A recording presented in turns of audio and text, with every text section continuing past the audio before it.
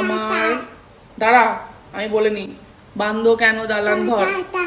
Messenger জিজ্ঞেস করেছে যে মাটির ভিতরে তো একদিন আমাদের ঘর হবেই, মানে মৃত্যুর পরে তো একদিন আমরা মাটির মধ্যে যাবোই। তার আগে আমরা পৃথিবীর বুকে দালান ঘর কেন বাঁধছি? যাকে কল করে জিজ্ঞাসা করলাম যে আমরা দালান ঘর কেন বানাই।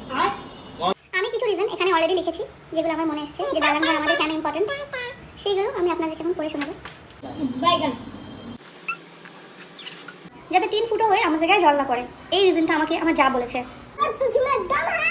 যাতে কুকুর তাড়া করলে আমরা দৌড়ে দালান ঘরের মধ্যে ঢুকে দরজা বন্ধ করে নিজের জীবন বাঁচাতে পারি। রাস্তায় দাঁড়িয়ে দাঁড়িয়ে কুকুরের কামড় খেলে ওটা সুইসাইড হিসেবে ধরা হবে, মানে আত্মহত্যা, যেটা আমাদের ইসলামে হারাম। আত্মহত্যা করা মহাপাপ। জীবিত থাকা অবস্থায় যদি আমাদের বিশ্রাম নেওয়ার দরকার হয়, তখন আমরা খোলা মাঠে কিংবা জঙ্গলে ঘুমাতে পারবো না।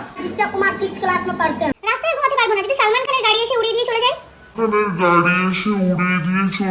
মাঠেও ঘুমাতে পারবো না, কারণ ওখানে যদি বৃষ্টি হয়, গায়ে জল পড়ে গা ভিজে নিউমোনিয়া হওয়ার সম্ভাবনা আছে। বজ্রপাত হয়ে মৃত্যুর সম্ভাবনা আছে। টাইমের আগে টিকিট কাটতে হবে, পটল তুলতে হবে।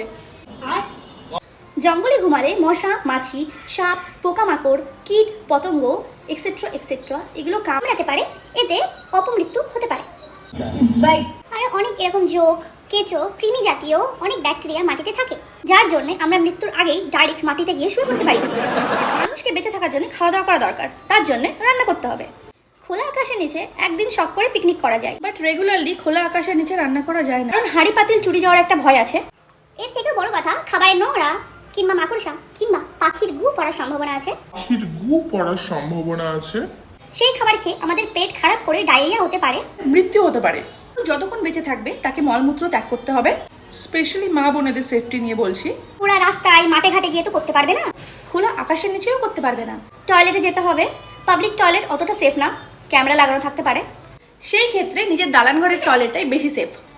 খাইতে গেলে, নাইতে গেলে, হাঁটতে গেলে, শুতে গেলে সব কিছুতেই আপনার দালান ঘর থাকাটা ভীষণ প্রয়োজন। মৃত্যুর পর যদি আপনি মাটির ঘরে ঢুকতেও না চান, সেখানে সবাই দল বেঁধে আপনাকে রেখে আসবে। যতদিন বেঁচে থাকতে হবে ততদিন তো নিজের হেফাজত করতে হবে, ওপর আল্লাহর হুকুম তো তাই। তাই বলছি, অহেতুক ভুলভাল গান গেয়ে মানুষকে বিভ্রান্ত করবেন না। আমি তো এইটুকুই বললাম। আপনাদের যদি দালান ঘরের কোনো প্রয়োজনীয়তা মনে পড়ে থাকে, অবশ্যই কমেন্ট করে জানাতে ভুলবেন না।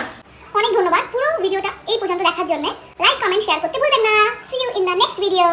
একদিন মাটির ভেতরে হবে ঘর, ও মন আমার বান্ধব।